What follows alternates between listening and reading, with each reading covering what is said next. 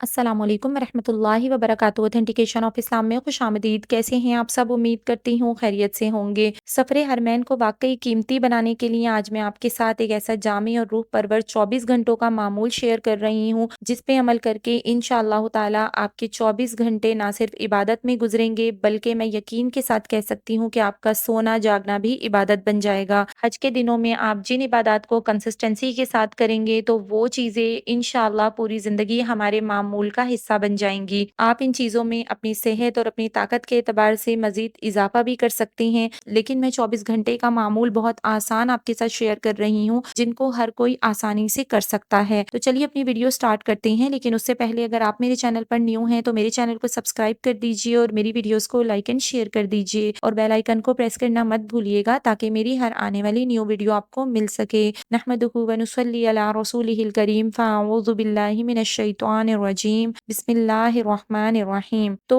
शुरू करते हैं नमाज़ फ़जर से पहले क्या-क्या करना है हमें। तो क्योंकि नमाज़ फ़जर से पहले तहज्जुद होती है, तो फ़जर से तकरीबन 1 घंटा पहले बावज़ू होकर मस्जिद हरम पहुँच जाएँ, नमाज़ तहज्जुद अदा करें, जिसमें तवील क़याम हो, तवील रुकू और तवील सजदे हों। इसके बाद खूब दुआ का एहतमाम करें। अगर दुआएँ ज़हन में ना आ रही हों, तो कुरान की दुआएँ माँगे, जो हदीस से दुआएँ साबित हैं, उन दुआओं को माँगे। चहल रब्बाना अपने साथ रखें, ये कार्ड्स की सूरत में भी मिल जाती है। इसके अलावा औरादो वज़ाइफ की किताब है, उसके अंदर चहल रब्बाना दी गई है। इसके अलावा 70 इस्तग़फ़ार की मंजिलें दी गई हैं और मसनून दुआएँ भी उसके अंदर हैं, जो हमारे नबी सल्लल्लाहु अलैहि वसल्लम से साबित हैं। तो इन दुआओं को आप माँग सकते हैं और ये जो मसनून दुआएँ होती हैं, इन्होंने कबूलियत के रास्ते देखे होते हैं। तो इन मसनून दुआओं को ना सिर्फ आप अपनी इन औक़ात में, बल्कि तवाफ़ में, सई के दौरान और हज में, मिना में क़याम के दौरान, अराफ़ात, मुज़दलिफ़ा, उन तमाम जगहों पर आप इन दुआओं को माँग सकते हैं। उसके बाद आपने तहज्जुद की नमाज़ पढ़ ली, तो कोशिश ये करें कि थोड़ा वक़्त आप अपनी क़ज़ा नमाज़ों में भी लगाएँ। यानी तहज्जुद की नमाज़ के साथ आप अपनी पिछली ज़िंदगी की क़ज़ा नमाज़ें भी आप पढ़ सकते हैं। जैसे एक दिन की पाँचों नमाज़ें अदा कर लें। तो क़ज़ा नमाज़ पढ़ने से ये होगा कि क्योंकि हरम शरीफ में एक नमाज़ अदा करने का सवाब 1 लाख नमाज़ों के बराबर होता है। तो अगर कभी-कभी हम अपनी ज़िंदगी की जो पिछली क़ज़ा नमाज़ें हैं, उनकी नीयत से हम अपनी पाँचों टाइम की नमाज़ें पढ़ लेंगे, तो अल्लाह की ज़ात से उम्मीद है और यकीन है कि अल्लाह पाक क्या पता कि हमारी पूरी ज़िंदगी की क़ज़ा नमाज़ें ही उस एक नमाज़ के सदक़े मुआफ़ कर दें।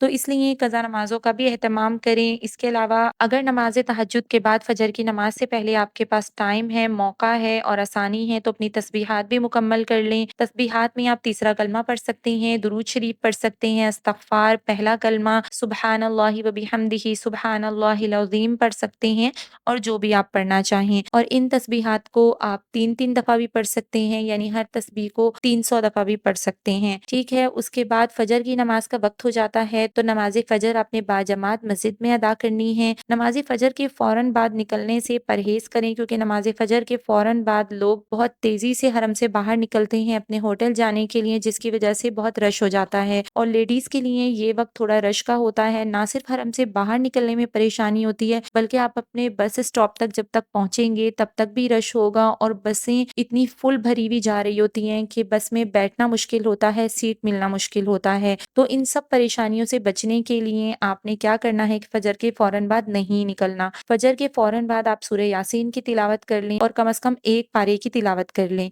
उसके बाद अगर आपकी तस्बीहात रह गई हैं, तो वो तस्बीहात भी कर लें। नहीं तो जब आपने 1 सिपारा पढ़ लिया और आपने सूरह यासीन पढ़ ली, आप देखें कि तकरीबन सूरज निकल गया है और सूरज निकलने के 10 मिनट बाद इशराक का वक़्त शुरू हो जाता है, तो आप उस वक़्त इशराक पढ़ लें। अब आप ये देखें कि फ़जर की नमाज़ को 1 घंटा तकरीबन गुज़र गया है, तो अगर नमाज़ इशराक का वक़्त हो गया है, तो इशराक अदा कर लें, नहीं तो नमाज़ इशराक आप अपने होटल आकर भी अदा कर सकती हैं। लेकिन फ़जर के 1 घंटे तक आपको नहीं निकलना, इसमें आपके लिए ज़्यादा आसानी होगी। तो फ़जर के 1 घंटे बाद आपने निकलना है। अगर आपकी तस्बीहात रह गई थी, आपने फ़जर से पहले तस्बीहात नहीं की थी, तो आप अपनी तस्बीहात में लीजिए और हरम से बाहर निकलिए। चलते हुए रास्तों में तस्बीहात इतनी आसानी से हम पढ़ सकते हैं ना, कि मैं तो चलते-फिरते रास्तों में, हज के रास्ते में भी, यानी कितना हज में हम घंटों-घंटों चलते हैं, बस तस्बीह मेरे हाथ में होती थी और मैं अल्लाह का ज़िक्र करती रहती थी और मैंने हज के दौरान अपना 70,000 मर्तबा कलमा तैयबा भी पढ़ लिया था। इसी तरह के मैं हज के रास्तों में उठते-बैठते, चलते-फिरते हर वक़्त अपनी जो है तस्बीहात करती रहती थी। और एक चीज़ और जो मैं अपने तजर्बे के नतीजे में आपको बता रही हूँ, कि आप फालतू बातों में नहीं लगें, किसी की तरफ नहीं देखें। जितना ज़्यादा आप ज़िक्र करेंगी, अल्लाह पाक आपको रूहानी ताकत अता फरमाएँगे और इन इंशाअल्लाह ताला आपको ना थकन होगी, ना आपकी तबीयत पर बोझ होगा, बल्कि बहुत आसानी और आफ़ियत वाला मामला अल्लाह पाक फ़रमाएँगे। मैं बार-बार तमाम हाजियों को कहती हूँ कि 2 चीज़ों को आपने नहीं छोड़ना, एक ज़िक्र और सब्र।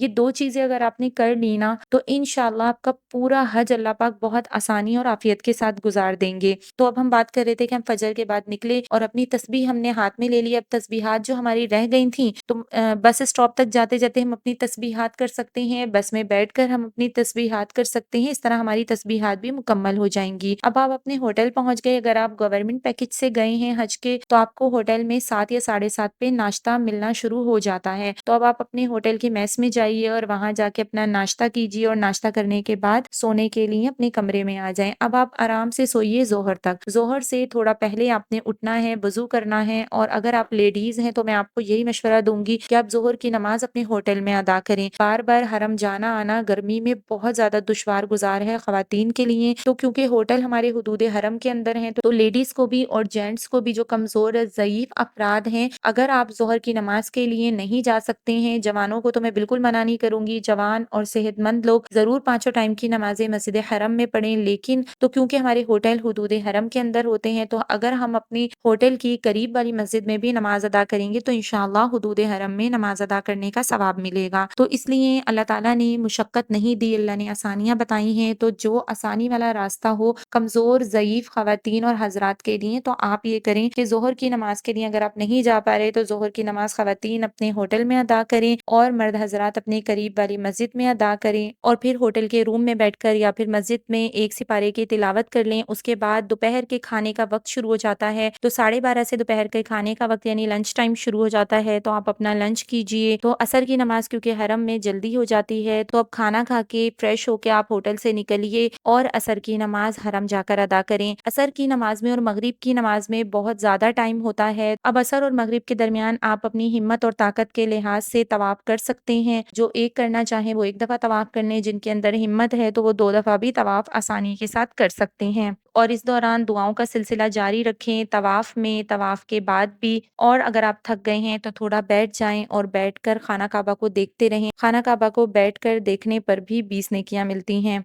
अब अगर आपको वॉशरूम जाना है तो आप वॉशरूम चले जाएँ, वुज़ू करके आप मगरिब की नमाज़ की तैयारी कर लें और मगरिब की नमाज़ बाजमात मस्जिदुल हरम में अदा करें। मगरिब की नमाज़ के बाद 6 रकत अवाबीन की नफ़िल अदा करें। उसके बाद आप सूरह सजदा की तिलावत करें, सूरह मुल्क की और सूरह वाक़िया पढ़ें। अगर और आपके पास टाइम है और आप तवाफ़ करना चाह रहे हैं तो आप एक तवाफ़ भी कर सकते हैं, और अगर तवाफ़ करने की हिम्मत नहीं है इस दौरान, तो आराम से आप बैठकर तिलावत भी कर सकते हैं। तो यहाँ पे मैं एक सजेशन कमज़ोर, ज़ईफ़ अफ़राद और ख़वातीन और बच्चों के लिए देना चाहूँगी कि मगरिब की नमाज़ पढ़ के अगर आप होटल वापस आ जाएँगे, तो उस दौरान आपको बस स्टैंड पर भी इतना ज़्यादा रश नहीं मिलेगा। आप ईज़िली सवारी में सवार होके यानी बस में बैठकर आप अपने होटल पहुँच सकती हैं, और होटल पहुँचकर टाइम पे खाना वगैरह खा के इशा की नमाज़ आप अपने होटल में अदा कर सकती हैं। लेकिन अगर आप रुकना चाहें तो इशा की नमाज़ तक रुक जाएँ, फिर बाजमात नमाज़े इशा आप वहाँ अदा करें, और नमाज़े इशा अदा करने के बाद आपने फ़ौरन नहीं निकलना। तो ये भी एक टिप आपको दे रही हूँ कि इशा की नमाज़ और फ़जर की नमाज़ के बाद आपने तकरीबन 1 घंटे बाद निकलना है, क्योंकि इशा की नमाज़ के बाद और फ़जर की नमाज़ के बाद रश बहुत ज़्यादा हो जाता है। और एक और चीज़ आपको बताती चलूँ कि हम तो इशा के फ़ौरन बाद तवाफ़ कर लेते थे, क्योंकि इशा के फ़ौरन बाद लोग निकलना शुरू होते हैं अपने होटल की तरफ, तो इशा के फ़ौरन बाद मताफ़ में रश थोड़ा कम होता है। तो इधर इशा की नमाज़ ख़त्म होती थी, तो इधर हम जो है वो अपना एक तवाफ़ कंप्लीट कर लेते थे, तो रश कम होने की वजह से तवाफ़ इस वक़्त बहुत आसानी के साथ हो जाता है। तो इशा की नमाज़ के बाद अगर आप तवाफ़ नहीं कर रही तो एक सिपारे की आप तिलावत कर लें, 1 घंटा मस्जिदुल हरम में रुक के फिर आप निकलें, इस तरह आपको रश कम मिलेगा, आपको बस में भी जगह आसानी से मिल जाएगी और आप बगैर किसी तंगी और परेशानी के अपने होटल या अपनी रिहाइशगाह तक पहुँच जाएँगे। तो अभी तक तो मैंने आपको बताया कि आपने दिन के औकात किस तरह से गुज़ारने हैं, लेकिन अब मैं आपको बताऊँगी, जैसा कि स्टार्ट में मैंने कहा था कि मैं आपको ऐसी इबादत बताऊँगी जिससे आपका सोना और आपका जागना भी इबादत बन जाएगा, और वो ये है कि हमने अपनी 24 घंटे की ज़िंदगी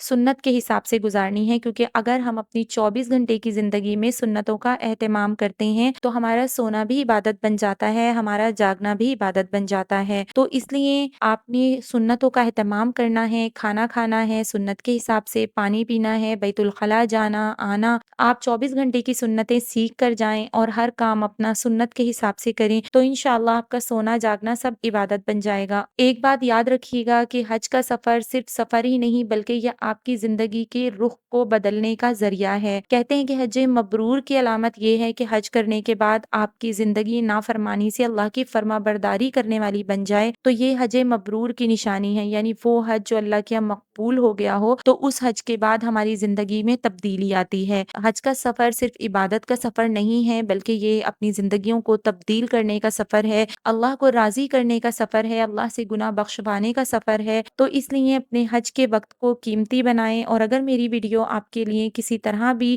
فائدے مند ثابت ہوئی ہو تو مجھے ضرور اپنی دعاؤں میں یاد رکھیے گا، میری صحت کے لیے دعا کر دیجیے گا اور میری فیملی کی حاضری کے لیے دعا کر دیجیے گا۔ اللہ پاک تمام حاجیوں کے لیے بہت آسانی اور عافیت والے معاملات پیدا فرمائیں۔ اللہ تعالیٰ تمام حاجیوں کے تمام حج کے ارکان کو خیر و عافیت کے ساتھ اور قبولیت کے ساتھ پورا کروا دیں۔ اللہ آپ سب کو حج مبرور عطا فرمائے، آمین ثم آمین۔